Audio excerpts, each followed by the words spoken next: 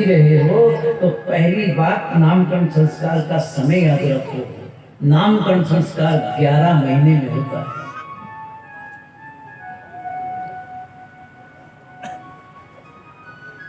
आज तो बच्चा होने के बाद में 11 मिनट की देर नहीं करे। छोरा छोरी पंखा से बाहर हुए और ये भाई वही पाछे लगे, जाओ महाराज, जाओ महाराज। वो सीधा पंडित जी के पहुंचा, गुरुदेव हाँ जी जजमान, नामकरण संस्कार करना है। महाराज भी जजमान जैसे, उधर से गुरुजी लुंगी लगा के निकले, इधर से जजमान पहुंचे। कब हुआ बच्चा? 11:55 महाराज ने पंचांग उठाई, मीन में करक, 3 हाथ पीछे सरक। कितना पीछे कर दिया। कहां जा रहे हैं आप? संस्कार के मामले में कहां खड़े हैं और आधुनिकता के मामले में कहां खड़े हैं? आधुनिकता के मामले में आप 100 पांव आगे खड़े हैं और संस्कार के मामले में आजकल तो ये नौजवान पीढ़ी को देखो आप, पांव भी लगने तो घोड़ा तक ही में बस। जबकि विधान क्या कहता है? गुरु के चरण स्पर्श करो, माता पिता इनके चरण स्पर्श करो। तो तुलसीदास जी ने सूत्र दिया है, यदि गुरु के चरण में जाते हो, श्री गुरु पद नखमणि श्री गुरु पद नखमणि ज्योति, श्री गुरु पद नखमणि श्री गुरु पद नखमणि ज्योति, सुमिरत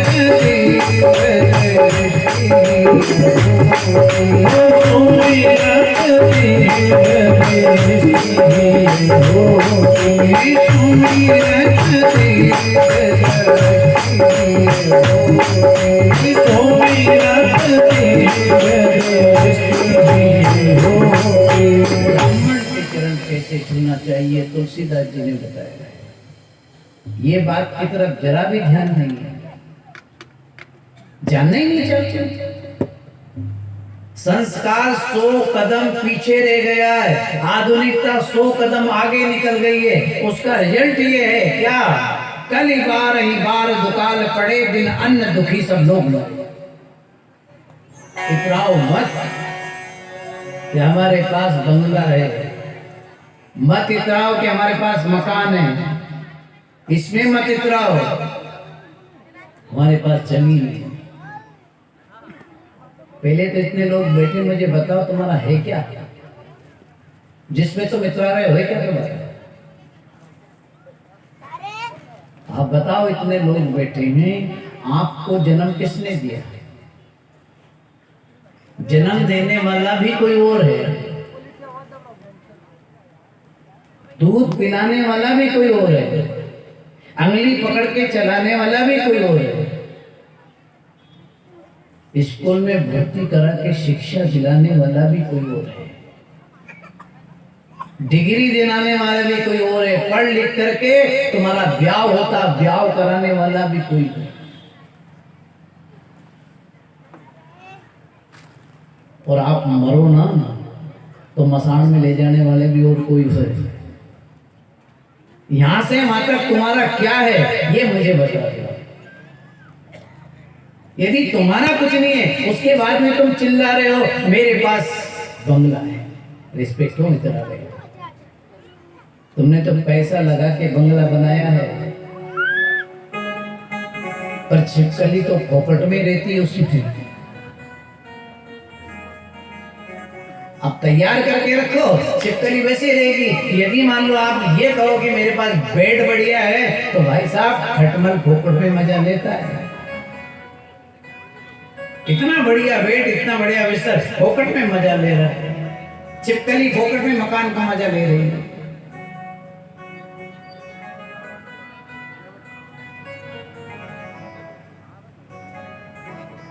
है क्या तुम्हारा, है क्या?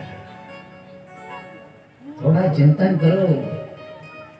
ये जो मिला है ना, इससे भी मत चूक जाना। अगर चूक गए नहीं तो बहुत पछतावा होगा। क्योंकि अंत समय में केवल राम का नाम ही काम आता है। बाकी ये सब तेरी मेरी जितनी भी ये सब यहाँ धरी की धरी ले जाती है। अब जो गलतियां हुई उनको ठीक करने के लिए हम आपके सामने निवेदन कर रहे हैं कि पहली गलती तो तुम वो कर रहे हो कि बच्चे का जन्म हो तो 11 महीने नहीं, खाली 11 दिन में नामकरण संस्कार ऐसे लोग से कराते हैं जिनके मंत्र का और जिनके प्रभाव नहीं होता है।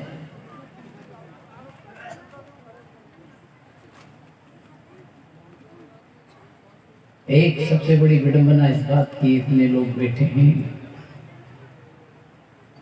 ये नया परंपरा चली है। ये नौजवान बेटों से मैं कहना चाहता हूं, जब बच्चे का जन्म हो, नामकरण संस्कार हो, उस समय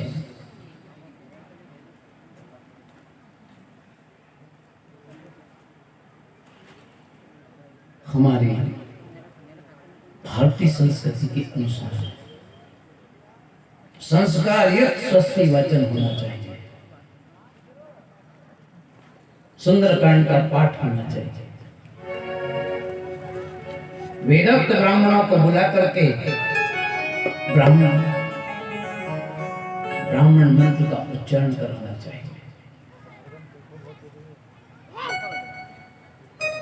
आज क्या हो रहा है? बच्चे का जन्म होता है, स्वस्ति वचन नहीं होता है, सुंदरकांड नहीं होता है। क्या होती है? पार्टी होती है। सब लोग कान खोल के सुन लेना। जहां स्वस्ति वचन होता है, उत्सव होता है, वहां देवता आते हैं, और जहां पार्टी होती है वहां नेता आते हैं। नेताओं का लक्षण देखे था? सब बैठे थे, मौजूद थे। स्वस्ति वचन होता है वहां देवता आता है, और जहां पार्टी होती है वहां नेता आता है। हमारी भारतीय संस्कृति मंत्रों की संस्कृति है, और इस संस्कृति में बच्चा वाटरप्रूफ होता है। जितने भी भाई बहन बैठे हैं जिनकी औलाद पे गलत असर आया है, जरूर कोई न कोई संस्कृति में गड़बड़ करी। आज कितने बाप रो रहे हैं बेचारे, औलाद नहीं सुने, औलाद नहीं सुने, औलाद नहीं सुने। क्यों नहीं सुने? क्या गलती हुई? और जो तुमने गलती करी है, औलाद तो औलाद की जगह पर तुमको भोगना पड़ेगा। मैं उस दिन से निवेदन कर रहा हूँ, औलाद पे ध्यान दीजिए, भारतीय संस्कृति को याद रखिए, ये तेरी मेरी में मत उलझिए। अगर उलझ गए हो नहीं तो आपको खुद को भोगना पड़ेगा। आपकी गलती से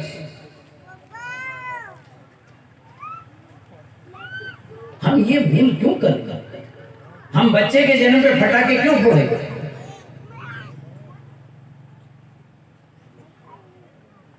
और अब तो निष्ठा की बिल्कुल हद हो गई। आजकल के बच्चे जैसे अपने जन्म की तारीख आती है तो क्या मनाते हो? मनाते हो?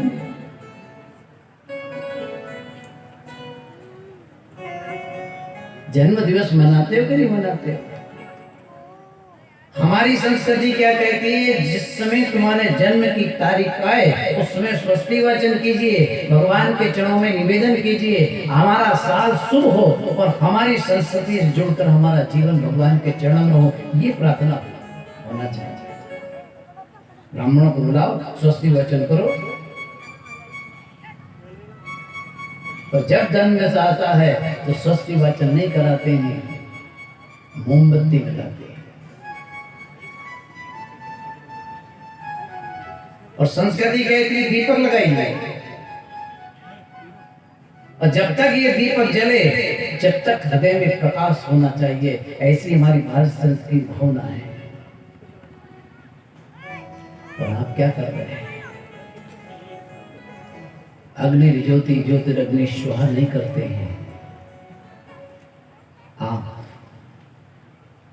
मंत्र का उच्चारण नहीं करते हैं। आपका मंत्र क्या है?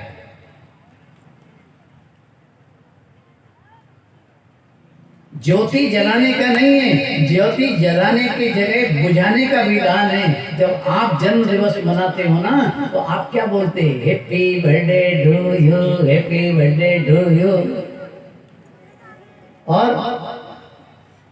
मोमबत्ती बुझाते हो, मतलब तुम्हारे जीवन को तुमने समाप्त कर दिया। इन बुजुर्गों से पहले पूछो कि आप कभी मोमबत्ती जलाते बुझाते थे? हैप्पी बर्थडे टू यू बोलते थे?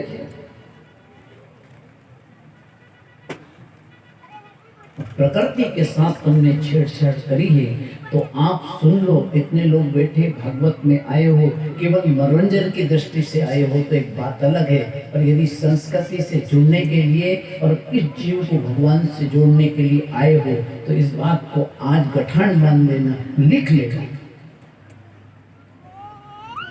आज के बाद में हम फटाका नहीं फोड़ेंगे। अगर फटाका फोड़े तो जैसे फटाका फोड़ेंगे ऐसे आप भी फूट जाओ।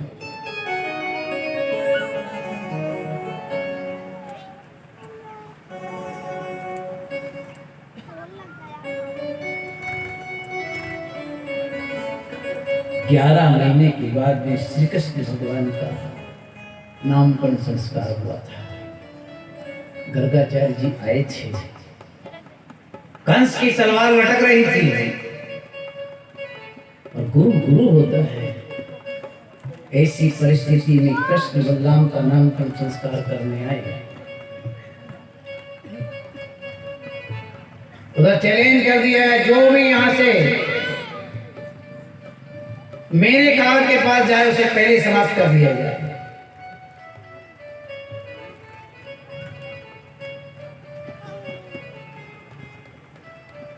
नामकरण संस्कार करने गर्गाचार्य जी पहुंचे। चाहे मेरे प्राण चले जाए तो चले जाए, पर यजमान का नुकसान नहीं होना चाहिए, ऐसे ब्राह्मणों का भाव था।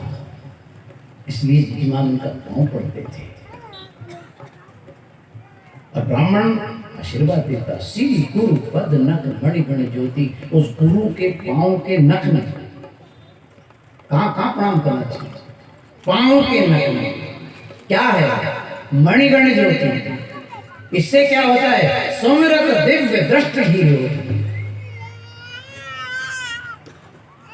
उन पांव के नख में प्रणाम करने से पता लगेगा कि इस नख में अनेक करोड़ों ज्योतियों का प्रकाश है, और उस प्रकाश को यदि आपके हृदय में रखा गया आशीर्वाद के रूप में।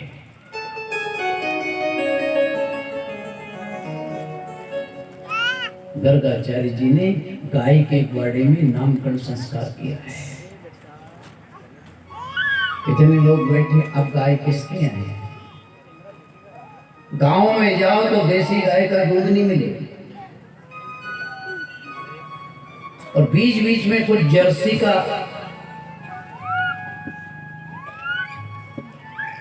ये जर्सी गाय नहीं है भाई साहब, ये अफ्रीका का जानवर है। इसमें कुछ तत्व दूध के मिल गए, धंधे वाले ने उसका उपयोग करके तुमको कैंसर के लिए गिफ्ट दे दिया है। जर्सी गाय का दूध जो भी पिएगा उसको कैंसर होगा, ये पक्की बात है। नहीं माना तो टेस्ट करा के देखिए। इसका ना दूध ठीक है, ना इसकी बनावट ठीक है और ना ही इसकी आवाज ठीक है। जिस गाय को कन्हैया ने चराया था उस गाय में और इस गाय में कितना अंतर है। देसी गाय को कभी भी आप देखना रंभाते हुए क्या बोलते हैं, अम्मा। वो माँ जिस माँ के निकलते ही स्तन से दूध बहना लगे, अम्मा। कितनी प्यारी आवाज है। और जर्सी को सुनाऊंगा आपने कैसे रंगा है?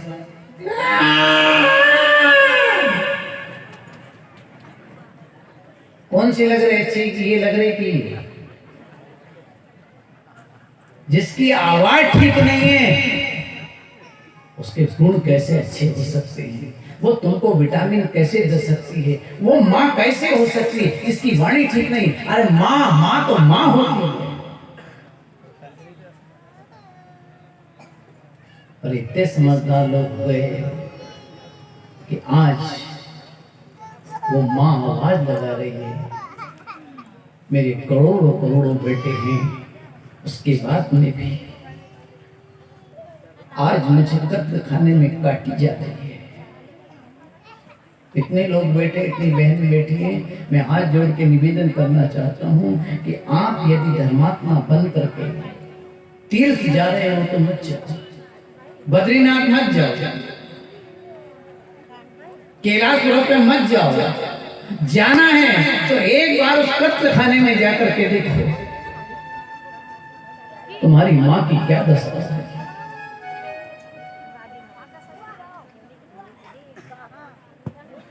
करोड़ों करोड़ों बेटे की माँ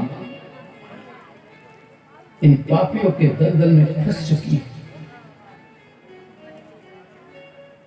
पता है आपको इस गाय को कैसे कत्ल खाने में ले जाते हैं? कभी आंख खोल के देख लें। पहले तो उसको ऐसी भर कर ले जाते हैं कि उसकी हड्डी पहले चूर हो जाती है। फिर ये पापी वहां ले जा करके केवल धंधा, धर्म और धन, इसमें धर्म आता करके केवल धन के लिए। आपको पता है देसी गाय का खून अमेरिका में कितने में बिकता है? देसी गाय का खून अमेरिका में एक बॉटल 1 लाख रुपए में बिकता है। इसके मूत्र की कीमत है अमेरिका में कितनी है? 25,000 में एक बॉटल मूत्र मिलता है। इन पापियों ने केवल पैसे के लिए गाय को मार करके इस धरती को इतना पाप फैला दिया है कि परमात्मा के आंख में भी आंसू है और उसमें सहयोगी हम भी बने।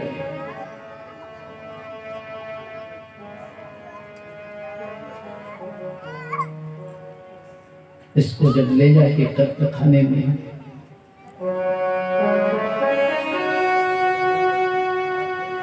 काटने के लिए तैयार होते हैं भाई, वो उस समय भगवान के आंख में आंसू रहते। सबसे पहला न्याय क्या किया जाता है? इस हड्डियों को चूर करके दबा दबा करके जब वाहन में ले जाया जाता है तो वो कर्राती है और उसके बाद में 3 दिन की भूखी रख करके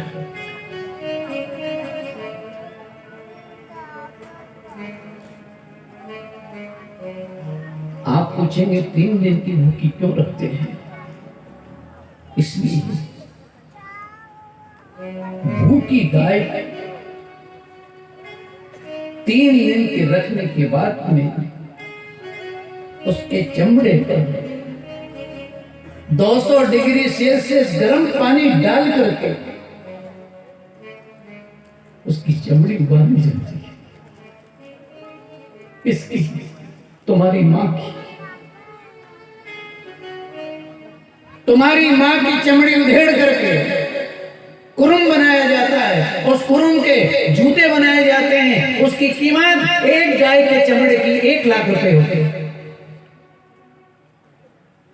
वो कैसे बनाई जाती है? पहले 3 दिन की भूखी रखी जाती है, 200 डिग्री सेल्सियस गर्म पानी डाला जाता है, फिर उससे जो चमड़ी उबलती है उससे कुरुम बनाया जाता है।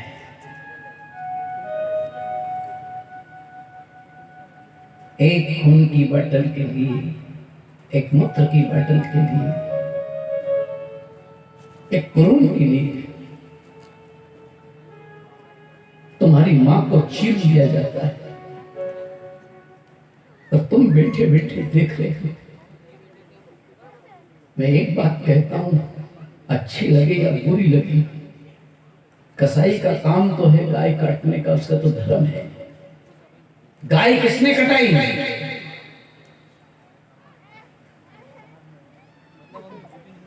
गाय हमने कटाई है। हम इतने बदतमीज बैठे हो गए हैं, उस मां की आवाज सुनने को कोई तैयार नहीं। याद करती हूं, कहां जा छुपे हो प्यारे कन्हैया, यहाँ लाज लुटी जा रही।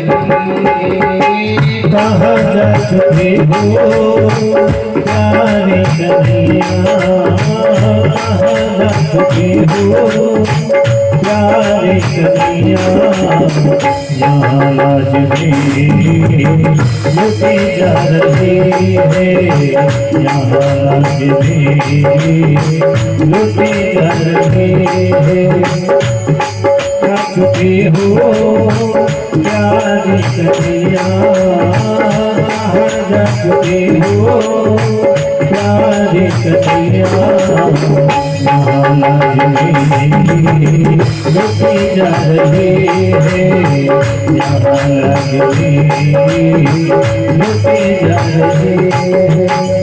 तुम्हें आज होगा, तुम्हें कहा होगा, तुमने कहा था, तुम्हें आज होगा, तुम्हें कहा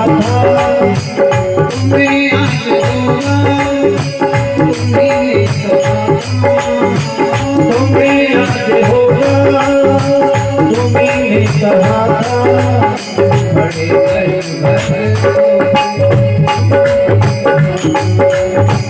अरे कच भले तुम्हें कहा था।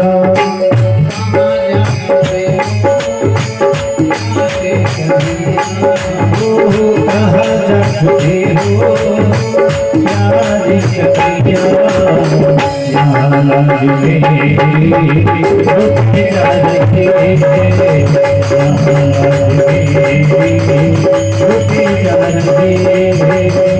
कहाँ जा चुके हो प्यारी कन्हैया, यहाँ लाज में लुटी जा रही है।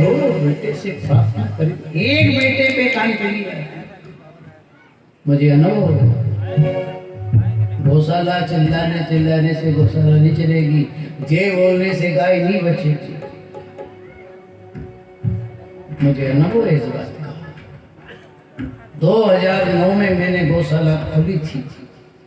जिस गांव में जाता था लोग सहस गाय की जय बोलते थे और गाय के लिए दान देते थे। धीरे धीरे आज ये स्थिति हो गई है कि गाय के लिए कोई 1 रुपया देना नहीं चाहता।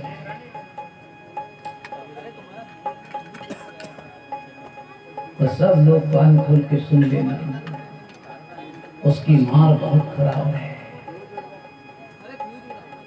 आप इतने लोग बैठे, मुझे बताओ, आज तक ट्रेन बंद हुई थी? बेल को मुस्का लगाते देखा था, पर मनक के मुस्का लगाते देखा? मार देखना, मार खाली सैंपल दिया है इस समय।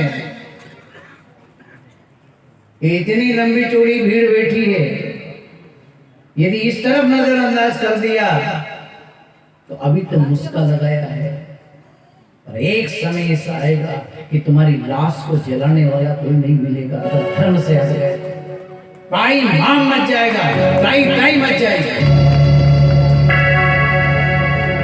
क्योंकि तीनों माता के साथ आपत्ति आ रही है, धरती माता, गौ माता, जन्म देने वाली माता, इन माताओं से पूछो कितने बेटे कितने बहू इन बुजुर्ग माओं की सेवा करती है।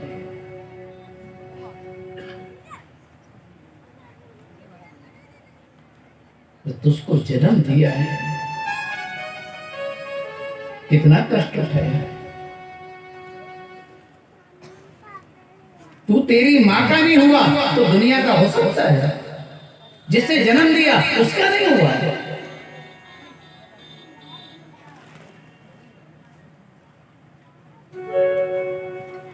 देखो देखो, थोड़ा विचार करो।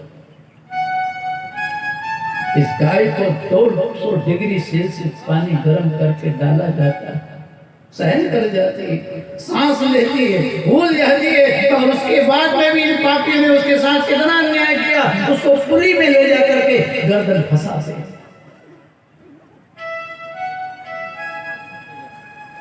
और जैसे आपको बाटल लगती है ऐसी बाटल लगाई जाती है। बाटल चढ़ाते नहीं है, बाटल से खून निकालते हैं, जैसे आपका खून निकाल करके किसी आदमी को चढ़ाया जाता है। इसी प्रकार से वो 200 डिग्री सेल्सियस गर्मी के साथ साथ जब खून निकलता है तो वो दवा बन जाती है। और मैं आपको बता दूं, अमेरिका में जितनी भी दवाएं बनती हैं एलोपैथिक की, उन सारी दवाओं के अंदर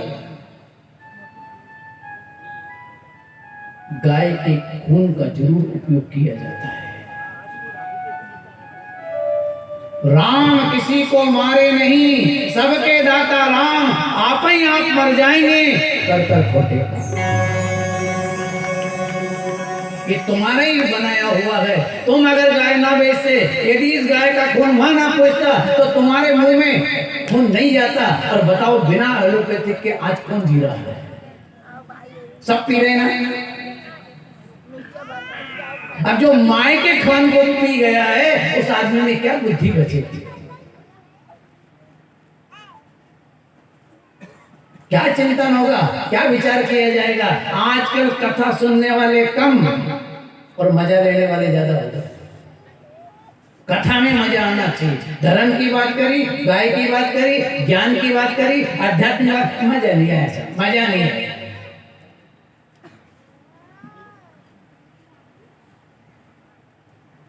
ना तो उसमें चिंतन किया जा रहा है, ना विचार किया जा रहा है। और आज की पीढ़ी को अगर ये पसंद है तो फिर आज से फिर 20 साल के बाद जो नजारा अब देखा है वो देखने को तैयार हो जाए, कोई रोक नहीं सकेगा।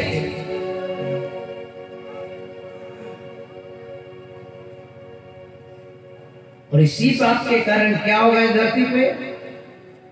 राजा नहीं बचेगा, महाराजा नहीं बचेगा, राजा नहीं बचेगा, महाराजा नहीं बचेगा, राजा नहीं बचेगा, महाराजा नहीं बचेगा, राजा नहीं बचेगा, महाराजा नहीं बचेगा।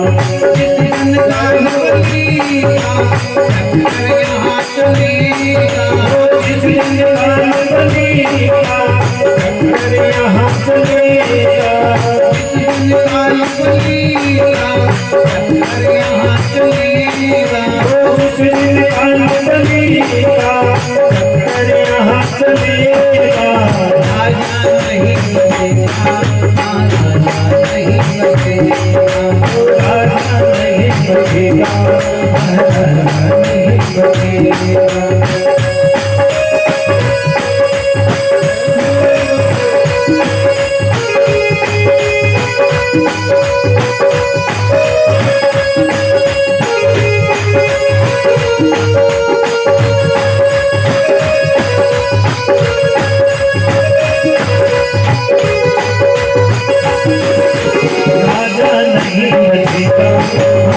नहीं बचेगा, वो राजा नहीं बचेगा, महाराजा नहीं बचेगा।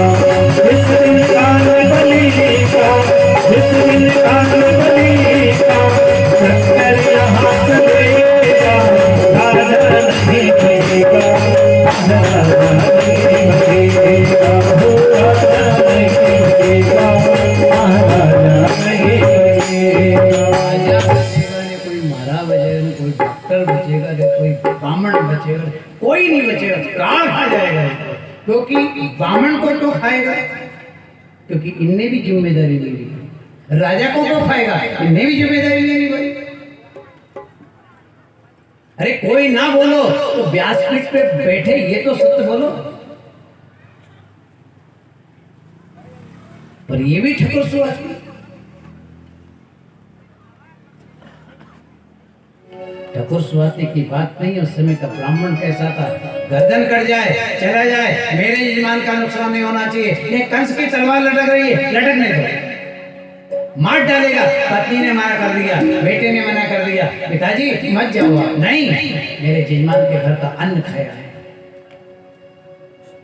गर्गाचार्य जी गए और राजा जल्दी करो, गाय के ग्वाड़े की व्यवस्था करें। इतने बुजुर्ग बैठे हैं, आपको याद है गाय के ग्वाड़े में कितने काम होते हैं? अब तो गाय का ग्वाड़ा ही नहीं है। बताओ किन किन के पास गाय है? चिंतन करो, चिंतन।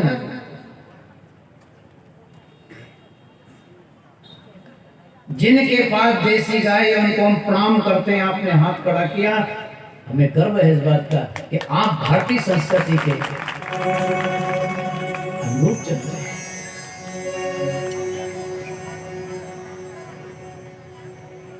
गाय नहीं होगी तो गोमात्र कहां से आएगा? गोमात्र नहीं होगा, गोबर कहां से आएगा? गोबर नहीं होगा, ऑक्सीजन कहां से मिलेगा?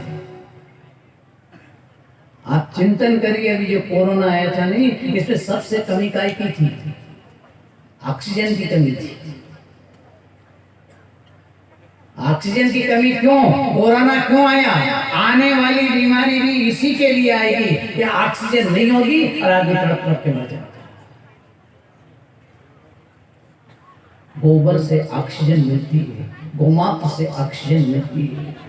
गाय के कंडे को जला करके आप धुआं करते हैं, उससे मच्छर की नास्ती होती है। अब ना गोमात्र है, न गोबर है, न कंडा है, न कोई राख।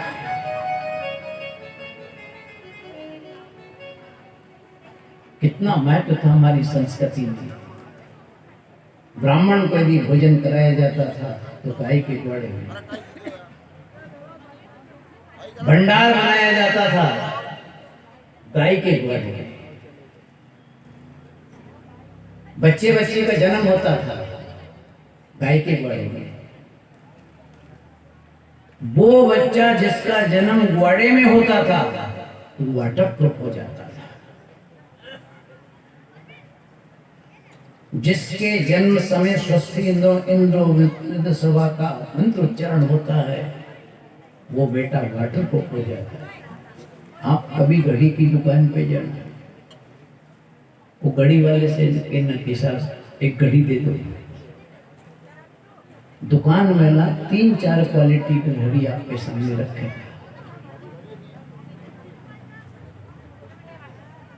आप पूछेंगे इसकी कीमत क्या है?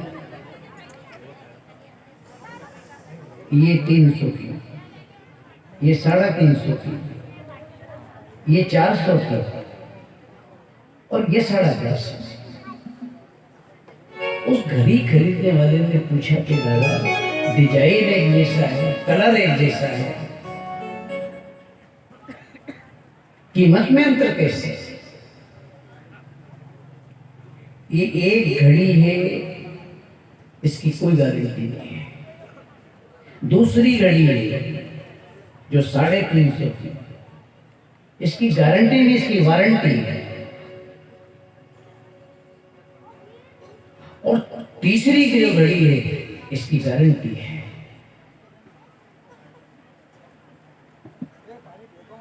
ये खराब नहीं हुई। और चौथे वाली घड़ी है, इसको सब पानी में फेंक देना, कीचड़ में फेंक देना, कहीं भी फेंक देना, खराब हो जाएगा। हमारी गारंटी।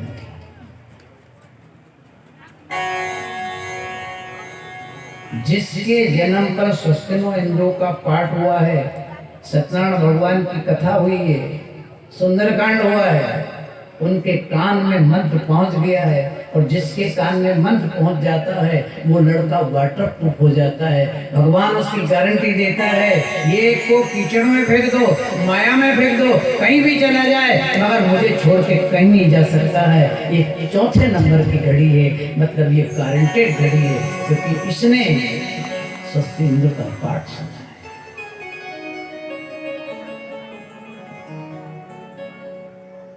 ये संस्कृति हुई है। पुली के नीचे फिसा करके जब उसकी गर्दन काटी जाती है तो वो आवाज लगाती है, बेटों से प्रार्थना करती है। बेटों के कान बंद हो गए तो इस कलयुग में काल आने की संभावना कल 12 ही बार दुकान पड़े, बिना अन्न दुखी से लोग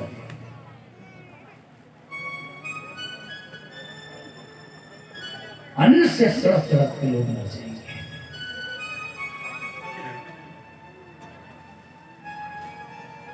गाय के घोड़े में भगवान श्री कृष्ण का नामकरण संस्कार हुआ। मिथुन राशि में भगवान श्री कृष्ण का, वृषभ राशि में बलराम जी का,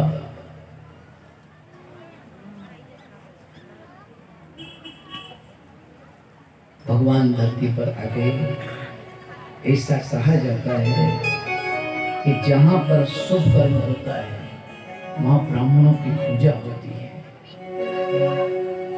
ब्राह्मण का सम्मान होता है। और कैसा सम्मान होता है ये माँ यशोदा ने दुनिया को दिखाया। नामकरण संस्कार हुआ है। माँ अब मैं चलूं? बाबा कहाँ जा रहे हैं? मैं जाऊं, कंस की तलवार लटक रही है। बाबा भूखे जाओगे? हाँ। माँ यशोदा ने कहा, बाबा मैं भूखा नहीं जाने दूंगी। कह देना माँ, मैं नहीं रुकूंगा। बाबा मेरे घर से भूखा नहीं जा सकते, मैं नहीं जाऊंगा। बाबा नाराज हो गया, नहीं जान देंगे, मैं जा रहा हूं। झोला उठाया, चल गया। बाबा रुको, बाबा रुको। मैंने कह दिया माँ मैं नहीं रुकूंगा। आपकी माँ खड़ी होगी, बाबा बिना भोजन किए नहीं जाने दूंगा, मैं जाऊंगा। जीत हो गई। अंत में यशोदा ने ये कह दिया, जाओगे? हाँ जाओ, जाके देखो, जाके देखो, हिम्मत हो तो जाके देखो। बाबा ने कहा क्या करेगी? जाके तो देखो। बाबा ने कहा जा। बाबा ने झोली उठाई, आगे चला और माँ यशोदा दौड़ी, दौड़कर दरवाजे पे गई। जाके दरवाजे पे चित लेट। बाबा से कहा जाना है तो धर छाती पे लाद निकल जा। बाबा की हिम्मत की छाती में लात धर के निकल जाए। प्रेम प्रेम सब कोई कहे, प्रेम न जाने कोई, अष्ट पैर हृदय बसे।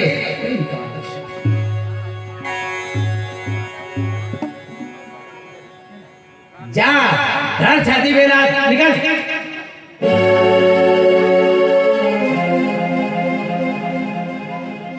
बाबा ने मां के चरणों में प्रणाम किया। बाबा ने कहा, माई तेरे जैसे प्रेमी जगत में कोई नहीं। जल्दी कर, सामान लगा, मैं जल्दी भोजन बना के लाऊं। माँ ने तुरंत भोजन का सामान लगाया। बाबा ने जल्दी जल्दी भोजन बनाया। माँ थोड़ा गुड़ घी देना।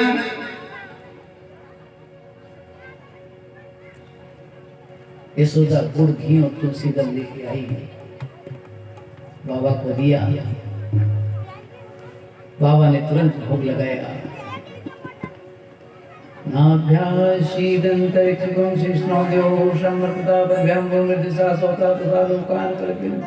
भगवान आइए, प्रसादी लगाइए। भगवान 11 महीने का था, वो घर में खेल रहा था। जब प्रेम से इसने भोग लगाया, आवाज लगाई, तो कन्हैया दौड़ के आया और बाबा ने आंख बंद करी जब तक आधी थाली साफ कर दी। आंख खुली, जो देखा जो कन्हैया ने भोजन झूठा कर लिया। ए मैया, ए मैया। माँ दौड़ के, क्या हुआ बाबा? कि तेरे कन्हैया ने मेरा भोजन झूठा कर लिया।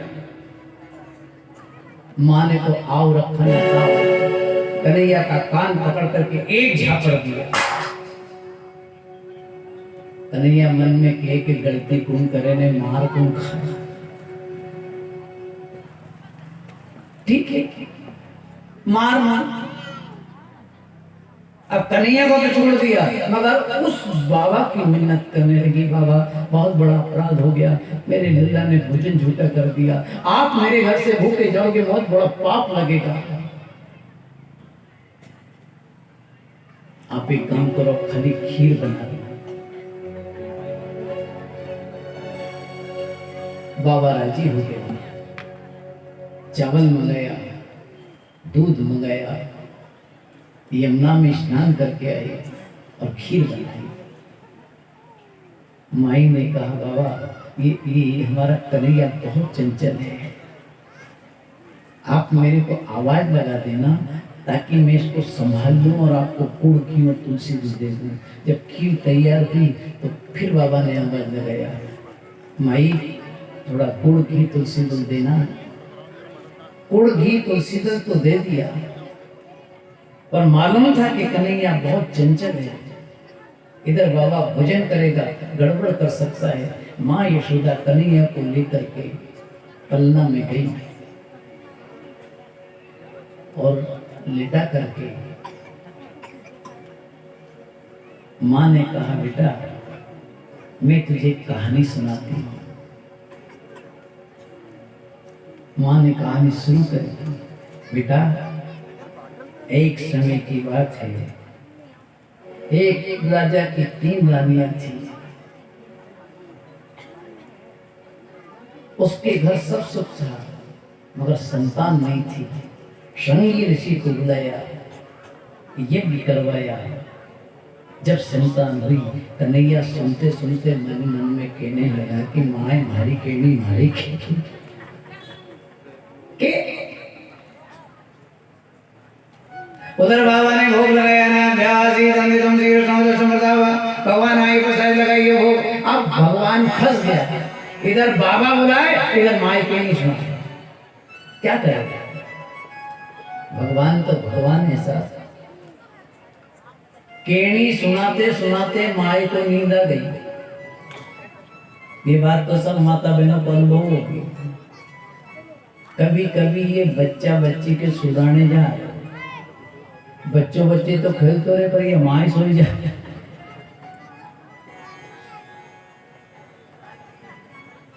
माँ को बच्चे को कहानी सुनाते सुनाते नींद आ गया और कन्हैया धीरे से खिसका और बाबा ने बुलाया, उधर आया और आपकी बात तो पूरी थाली साफ कर दी।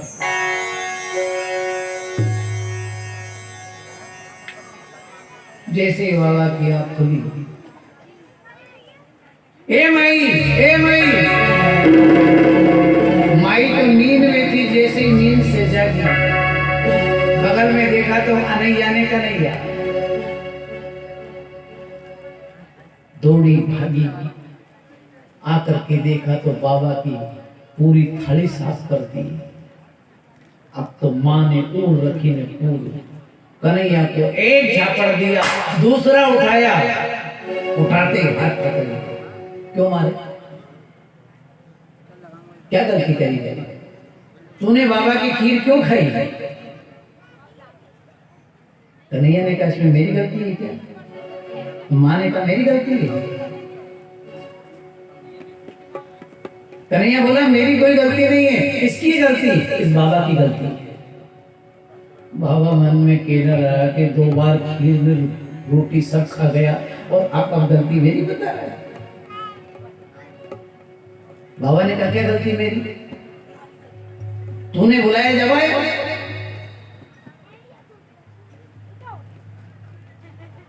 बाबा ने कहा मैंने तो भगवान को बुलाया। कन्हैया बोला मैं ही तो भगवान हूं। यशोदा ने कहा अच्छा तू 1.5 फीट का तू भगवान है तू? और फिर एक झापड़ उठाया तो शंख चक्र गदा पद्म धर हाड़े दीनानाथ। शंख चक्र गदा पद्म धारण करके भगवान खड़े हो जाते हैं और जैसे ही यशोदा ने देखा हाथ जोड़ के प्रार्थना करी गोविंद मुझे 4 हाथ वाला नहीं, जितनी हो सके जल्दी हो सके तो 2 हाथ वाला। ये क्या है? ये लीला है काय की? भगवान की। और लीला ही लीला में सब खेल कर देता है। इसलिए उस गाय को बचाने वाले कन्हैया को, गाय के चराने वाले कन्हैया को समझने की कोशिश करो। किसी को मालूम नहीं था कि यशोदा का लाल इतना बड़ा दिग्गज हो सकता है।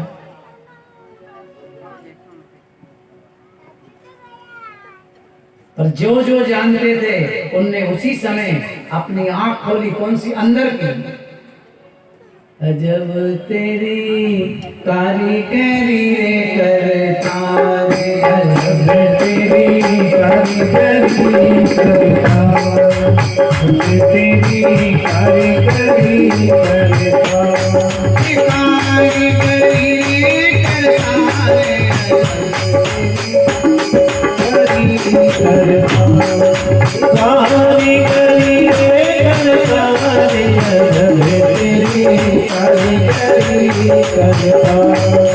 डाली डाली पत्ती लगाए हाथ कतर में कहीं नहीं, डाली डाली पत्ती लगाई हाथ कतर में कहीं नहीं। ब्रह्मा ने ये पत्ती रची हाथ पावड़ा कहीं नहीं, ब्रह्मा ने ये पत्ती रची हाथ पावड़ा कहीं नहीं। करे करे के फूल बनाए रंग काटे हाथ नहीं, करे करे के फूल बनाए रंग काटे हाथ नहीं। करे करे के फूल बनाए रंग काटे हाथ नहीं, करे करे के फूल बनाए रंग काटे हाथ नहीं। कारीगरी करता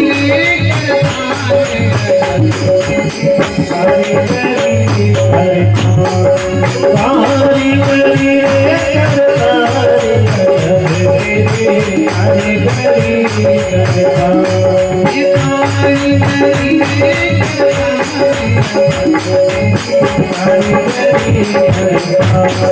कारीगरी करता रे, तेरी कारीगरी करता, कारीगरी करता, कारीगरी करता आज की कथा का शीर्षक है आत्मा से परमात्मा का मिलन। अब इस कथा में आप मनोरंजन का सामान मत लाना। यदि कोई मनोरंजन की इच्छा से आ रहे हैं या आए हुए हैं, या तो आध्यात्म से लगाकर ईश्वर के तत्व को पाने के लिए। सुखदेव जी ने राजा परीक्षित को सुनाया था कैसी लीला है।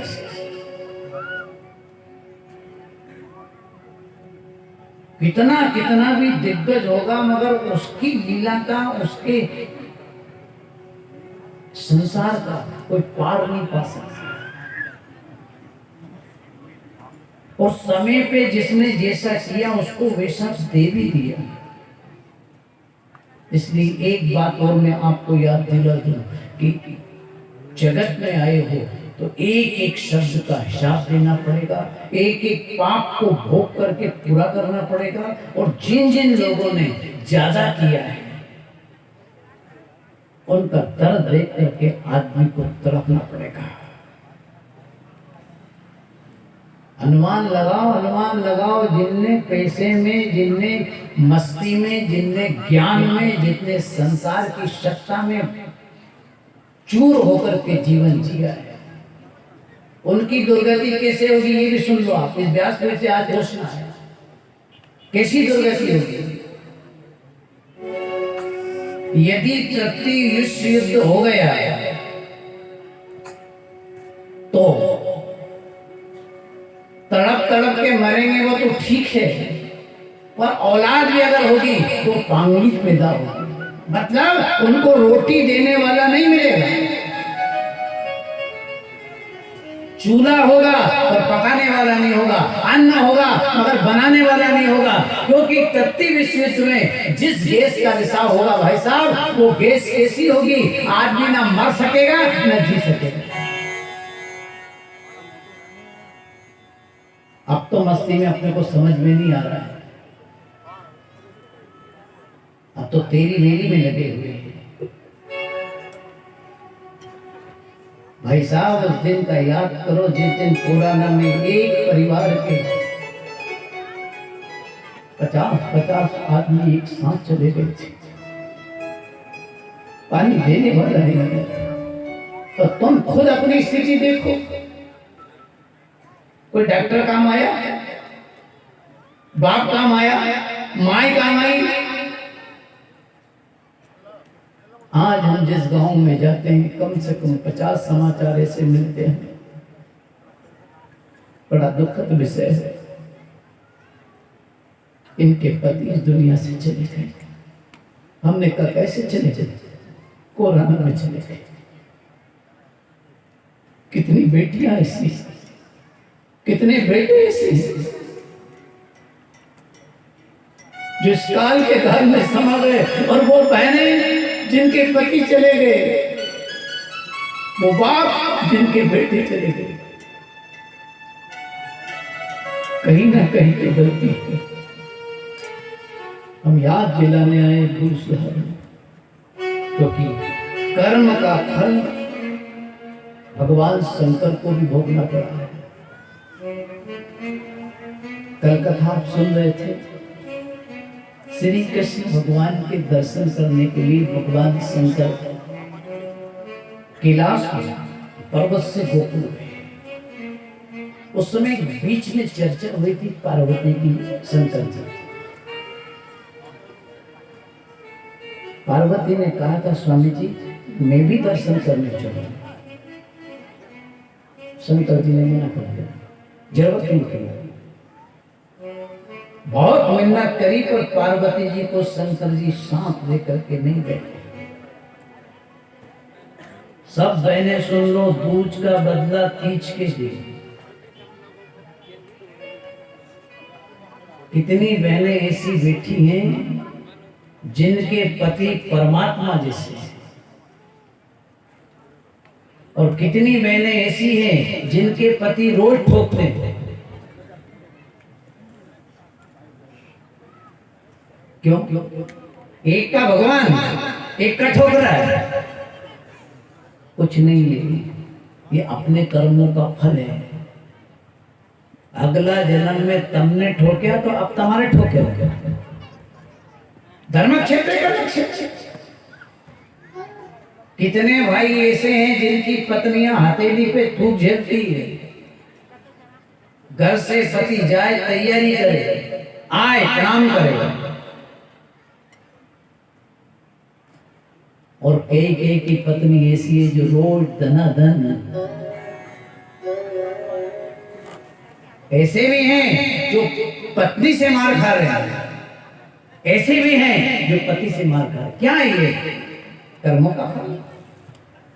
क्योंकि एक जन्म का नहीं जन्मों के मिलते हैं, अपनी अपनी करनी के फल सबको मिलते हैं। अपनी करनी के फल सबको मिलते हैं। अपनी अपनी करनी के फल सबको मिलते हैं। अपनी अपनी करनी के फल सबको मिलते हैं।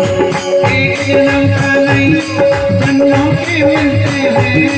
वो एक जन्म का नहीं जन्मों के मिलते हैं। अपनी अपनी करनी के फल सबको मिलते हैं। अपनी अपनी करनी के फल सबको मिलते हैं।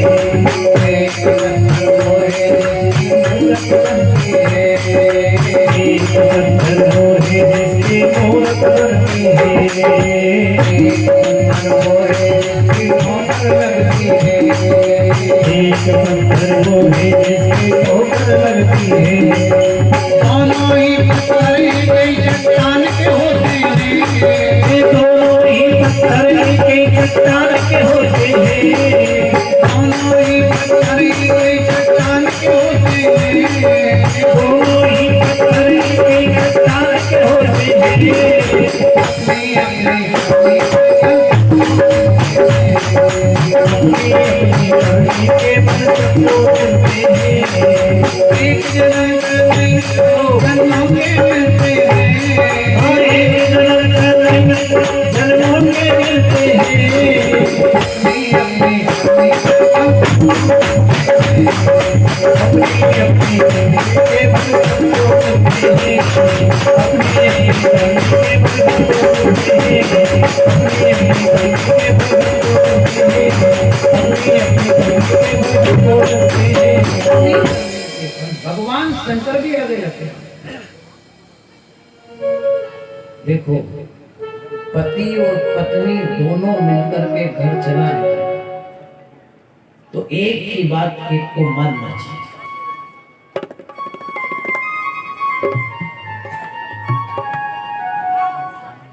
पत्नी अगर अंगार बने तो आप जलधार बन जाएंगे। पत्नी अंगार बने आप जलधार बनिए। अगर पति अंगार बने आप जलधार बन जाएंगे। ये गुस्सा करें तो आप थोड़ी ठंडी हो जाए। पर ठंडी काय की हुई तो ऊपर चढ़े हो। कैसे घर चले?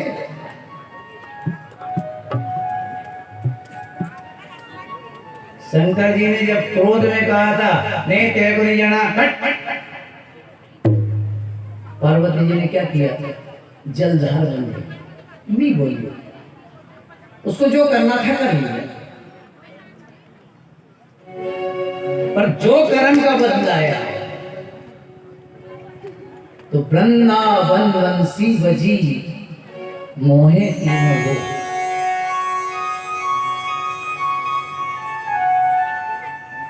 यमुना लीला